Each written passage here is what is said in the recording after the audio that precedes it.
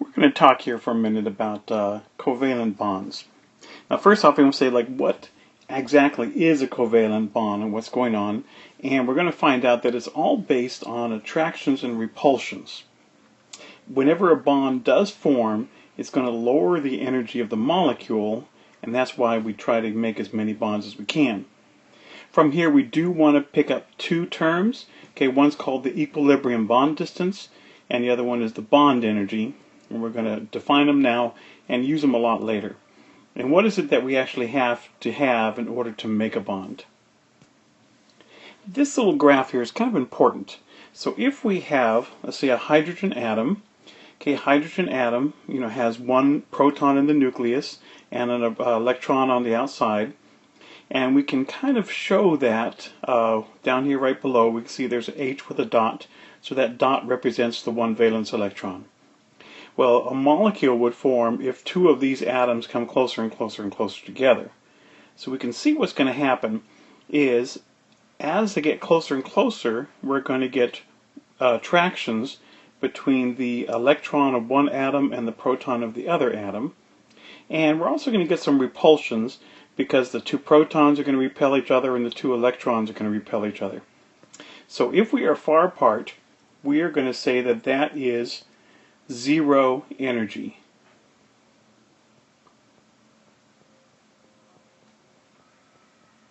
So we're going to define energy of zero if we have two completely separate atoms, no interactions. Now as we come closer and closer and closer, because of the attractions, the energy is going to drop.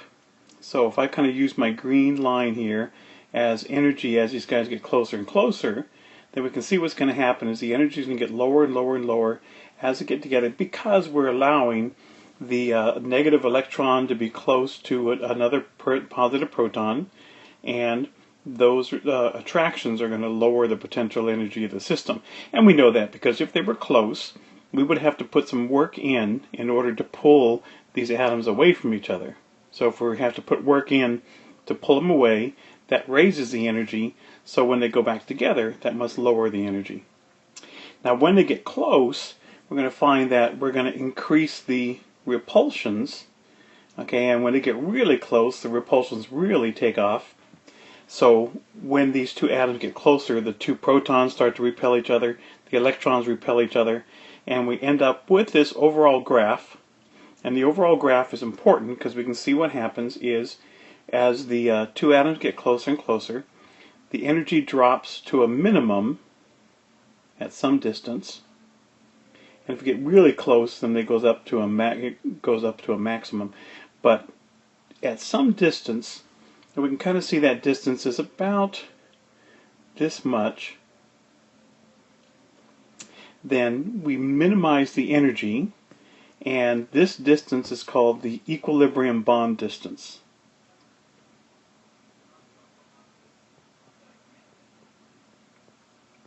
Now the reason we call it the equilibrium bond distance is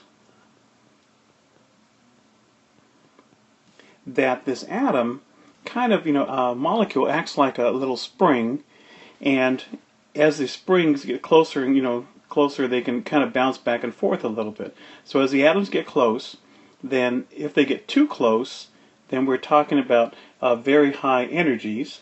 And as they get spread out, we kind of get too far away from each other, then we're over on this part of the graph, where there's they want to get closer.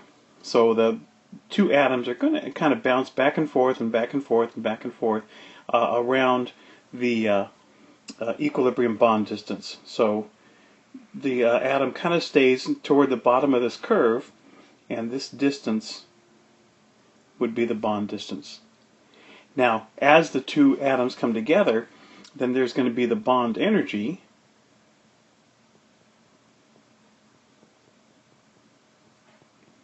and we can see what's happening here is the energy drops as the two atoms get closer and closer and closer, and we get to a minimum. Now when we get to a certain minimum, then we are going to say, well, if you were to add some energy to separate these two atoms, that's what the bond energy is. So the energy you must add to get from the lowest point to two separate atoms. So in this case here, if we started with, let's say, an H2 molecule, we'd have to put in some energy, and that would be the bond energy, to get two separate hydrogen atoms. So the bond energy is the energy it takes to separate the two atoms.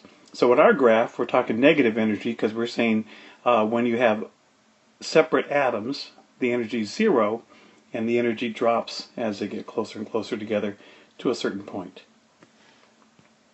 So putting this together, we can see that what happens is when we have a molecule, then our molecule over here for hydrogen is just right. They get close enough together so that the two electrons can spend time near both of the positive protons, and that's going to lower the energy of the system. And so at the lowest energy, we can see that we have a certain bond distance and a certain bond energy, the energy we have to add. So in this case, it looks like the bond energy is about 320 joules. Now, if we have two helium atoms, now separate situation altogether, for two helium atoms, then we have two protons and two neutrons in the nucleus, and we have two electrons on the outside. So as these get closer and closer together, the energy profile is quite a bit different. Because as we get close, then we're going to start having repulsions, okay? Lots of repulsions here between the two nuclei, because there's two protons and two protons. There will be some repulsions here between the electrons and these electrons, and the electrons for the other atom and the other electrons like this. Okay, so there's quite a bit of repulsion going on between all these guys. Now there will be attractions also. So the positive protons will attract the electrons, and these protons will attract the other electrons, and the protons will be attracted to their own electrons. So there is some attraction going on. What happens overall is as the two atoms click closer and closer together, then the energy drops. But for helium, the energy drops only a little bit and at quite a large distance. So when it gets closer, it turns out that the energy really shoots through the roof. So we don't get much of a bond. We don't get a bond at all between two heliums because of the fact that the energy only drops a little and it's at quite a big distance. So the atoms don't get to be really close to each other where they can share their electrons. They have too much repulsion. Now, bottom line from this is, if we have half-filled orbitals, then they can get close enough together to make a nice bond. And if you make a bond, that lowers the energy of the system. If you have a filled orbital, like we did with the helium, then there's too much repulsion, so they do not get to make bonds. That we can see in our graph here then, so hydrogen, here's a half-filled orbital, it could make a bond. Okay, lithium could make a bond, sodium could make a bond, potassium could make a bond. Okay, when we get to the second family, we can see that we could make two possible bonds. So we say the bonding capacity is 2, because we have two half-filled orbitals. For the boron and aluminum, we could make 3 bonds. For carbon and silicon, we could make 4 bonds. Now when we get to nitrogen, only 3 of those are half-filled, so we could make 3 bonds. Oxygen, we can see we only have a chance to make 2 bonds. Fluorine and chlorine only can make 1 bond. And the noble gases, since everybody is paired up, there will be 0 bonds being formed from that family. Now we're going to go ahead with this later, but I'll just give a preview. And we can see what's going to happen is, if we have an hydrogen that has 1 electron, it can make a bond. Oxygen has place for 2 bonds, so these guys could share, and we can see that those guys would share.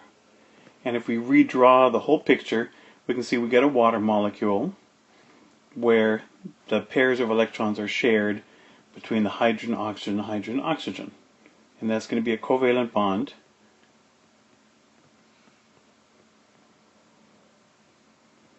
And as the covalent bond is formed, then that lowers the energy of the system because we allow the electrons to be close to both nuclei at the same time.